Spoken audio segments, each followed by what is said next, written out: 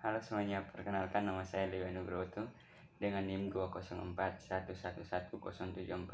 Saya dari kelas Farmasi C semester 2. Di sini saya akan mereview materi tentang praktikum farmasi fisika dengan topik kelarutan. Alat dan bahan yang dipersiapkan: yang pertama, batang pengaduk; yang kedua, beker gelas; yang ketiga, cawan porselin; yang keempat, corong kaca; yang kelima, gelas ukur; yang keenam, Erlenmeyer; yang ketujuh, sendok tanduk; yang kedelapan, kaca arloji; yang kesembilan, penjepit kayu; yang kesepuluh, termometer; yang kesebelas, water bath; dan yang ke-12, timbangan digital. Bahan-bahan yang akan digunakan yaitu yang pertama, asam salisilat sebagai sampel; yang kedua, aquades sebagai pelarut; yang ketiga, kertas saring; yang keempat, aluminium foil. Selanjutnya, prosedur kerja. Pertama-tama, gunting kertas dengan bentuk lingkaran sebanyak 3 lembar, dan tiap-tiap lembar kertas saring tersebut diberi tanda dengan suhu 60 derajat Celcius, 45 derajat Celcius, dan 25 derajat Celcius. Langkah yang kedua, letakkan ke dalam cawan porselin dan dipanaskan di dalam oven dengan suhu 100 derajat Celcius. Langkah yang ketiga, timbang asam salisilat sebanyak 500 mg atau 0,5 gram. Langkah yang keempat, ukur aquades menggunakan gelas ukur sebanyak 150 ml. Kemudian masukkan ke dalam Erlenmeyer. Lakukan hal tersebut sebanyak 3 kali untuk suhu 25 derajat Celcius, 45 derajat Celcius, dan 60 derajat Celcius. Langkah kelima, larutkan asam salisilat ke dalam Erlenmeyer yang berisi larutan aquades untuk suhu 25 derajat Celcius. Untuk suhu 45 derajat Celcius dan 60 derajat Celcius harus dipanaskan terlebih dahulu di atas water bath. Sedangkan untuk suhu 25 derajat Celcius disimpan sementara pada suhu kamar. Langkah yang keenam, sebelum Erlenmeyer dipanaskan di atas water bath, ditutup terlebih dahulu menggunakan aluminium oil dan diberi lubang agar termometer bisa dimasukkan. Untuk mengukur suhunya, kita menggunakan termometer dengan cara memasukkan ujung bawah termometer pada lubang yang sudah kita buat sebelumnya.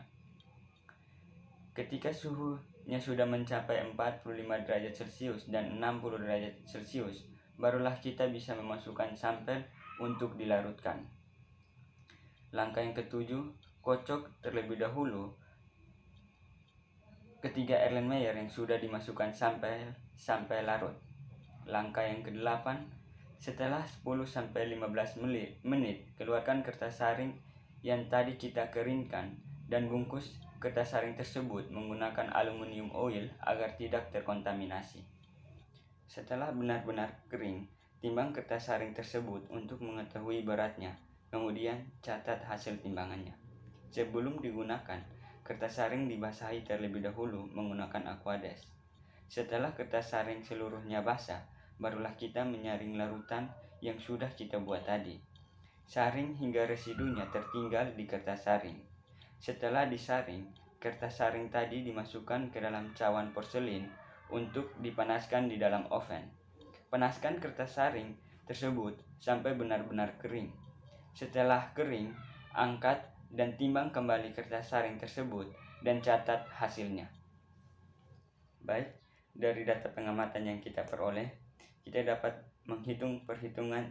Yang pertama, gram zat terlarut. X sama dengan berat sampel dikurangi berat residu. Untuk suhu 25 derajat Celcius sama dengan 0,5 dikurangi 0,17 sama dengan 0,33 gram. Untuk suhu 45 derajat Celcius sama dengan 0,5 dikurangi 0,03 sama dengan 0,47 gram. Yang untuk suhu 60 derajat Celcius sama dengan 0,5 dikurangi 0,01 sama dengan 0,49 gram. Perhitungan yang kedua, perhitungan terhadap kelarutan. Kelarutan sama dengan X per volume pelarut. Untuk suhu 25 derajat Celcius sama dengan 0,33 per 150 sama dengan 0,0022 gram per mililiter. Untuk suhu 45 derajat Celcius sama dengan 0,47 per 150 sama dengan 0,003 gram per mililiter. Untuk suhu 60 derajat Celcius sama dengan 0,49 per 150 sama dengan 0,0032 gram per mililiter. Berdasarkan hasil yang diperoleh, dapat disimpulkan bahwa kelarutan asam salisilat pada suhu 60 derajat Celcius lebih tinggi daripada 45 derajat Celcius dan 25 derajat Celcius. Karena berdasarkan teori yang ada, kenaikan suhu akan meningkatkan kelarutan zat yang proses melarutnya melalui perpindahan panas atau kalor. Sekian review materi praktikum farmasi fisika dengan topik kelarutan dari saya. Sekian dan terima kasih.